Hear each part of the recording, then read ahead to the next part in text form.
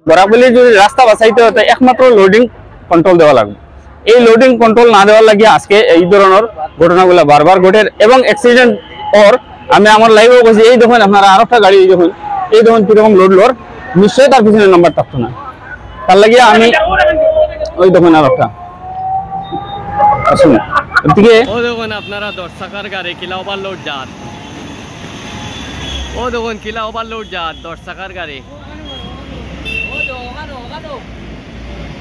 10 চাকার গাড়ি ওভারলোড যান। এখন এই আমরা যে বরাকভ্যালিতে বিশেষ করে বরাকভ্যালির ব্যাপারে আমি কইতাম চাইয়া যে মেঘালয় থেকে বা বিভিন্ন জায়গা থেকে যে যেগুলো লোড ট্রাক হয়, এই ট্রাকর লাগিয়া আমরা রাস্তাটা টোটাল ড্যামেজ হয়।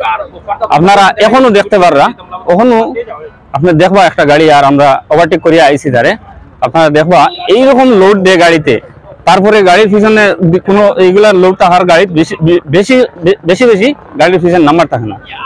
এখন আপনারা ও জাস্ট একটা গাড়ি দেখুন, জাস্ট একটা গাড়ি দেখুন, আর আপনারা দেখাইতে চাই আর গাড়ির এই লোডটা আপনারা দেখুন কতটুকু লোড দেখুন, এই দেখুন এই গাড়ির লোডটা দেখুন, এই দেখুন কিরকম লোড লোর, নিশ্চয়ই তার পিছনে নাম্বার থাকতো না। তার লাগিয়ে আমি ওই দেখুন আর একটা আসুন এদিকে আমি বিশেষ করে এটাও করতে চাইয়া যে রাস্তা যদি বাঁচাইতে হয় এইরকম লোডও কন্ট্রোল দেওয়া লাগবে। আপনারা দেখুন মেঘালয় থেকে ইটগুলা পাথরগুলা আয়, এই দেখুন আপনারা এই সময় এই বীরবারের মাঝে এই ধরনের গাড়ি বারবার যার আপনারা আবার দেখবো আর একটা গাড়ি পিছনে আর